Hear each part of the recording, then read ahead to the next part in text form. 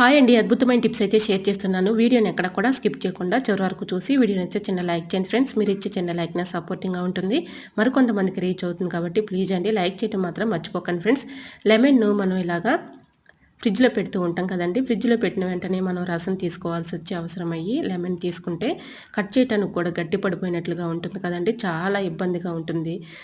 అది రసం తీయాలన్నా కూడా చాలా మనం ఇబ్బంది పడుతూ ఉంటాం. అటువంటి ఇబ్బంది లేకుండా ఉండాలంటే ఇలా చాకుకి నిమ్మకాయని ఇలా పెట్టేసి కొంచెం ఇలాగా స్టవ్ మీద హీట్ చేసుకొని తర్వాత ఇలా లెమన్ కోసి రసం తీసుకున్నాం అనుకోండి, చక్కగా రసం అయితే చాలా ఈజీగా వచ్చేస్తుంది. ఇంకా సెకండ్ టిప్‌ని తెలుసుకుందాం.